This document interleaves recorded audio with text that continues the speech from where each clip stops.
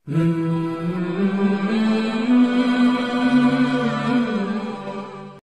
الله الرحمن الرحيم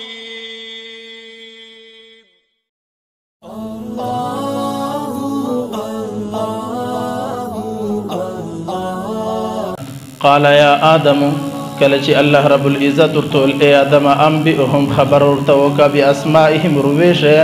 اغشان نمان روش فلما انبأهم بأسمائهم اور آدم علیہ الصلوۃ والسلام د ټول شان نمان روشول قال الله رب العزت و فرشتو تو فرمایل الم اقل لكم چماوتی تنوول دا خبردار کم دا انی اعلم بشک ز پیژنم غیب السماوات والارض چې سپ اسمانو پمزکه کیستا واعلم ما تبدون وما كنتم تكتمون الله فرمایي چې زه هغه ټول شان پیژنم چې کم تی ظاهر کوي او کم تی پټوي واذ قلنا للملائکه اسجدوا اور چې کله الله رب العزت حکم ورکړي فرشتو ته چې اسجدوا لآدم سجده وکړه آدم علیه السلام ته فسجدوا فاشتول ملائکه سجده وکړه الا ابلیس مگر شیطان انکار وکړي ابا واستكبر انکار وکړي او تکبر وکړي وکانه من الکافرین اور دا شیطان د کافرانو څخه. مسلمانانو دا آیت نمبر 33 اور 34 تردیش سلوردیشم آیت کی اللہ رب العزت نن دا حضرت آدم علیہ السلام کمالات بیانی اور اللہ رب العزت و فرشتو په مخ کی آدم تو ویل چې کم شان نمان من درس د کړي واغه پیش کا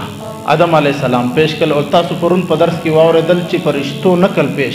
آدم علیہ السلام هغه نمان واخستل هغه نمان پیش کل اوس الله رب العزت و فرشتو ته وایي چې تی څه ظاهر کوي کې په پټه کوي زه په دې ټول باندې علم لرم په اسمان کې چې کم شان دی په مځکه چې کم شان ظاهر دی که باطن دی زه پر دې ټول باندې علم لرم. د هغه نه پس د دویم آیت کې الله رب العزت و فرشتو ته حکم ورکړي چې تاسو سجده وکړئ آدم علیه السلام ته. دا سجده د تعظیم ولا د عبادت سجده د الله د پاره ولا هغه ټیم هم د الله د پاره وه اوس هم د الله د پاره.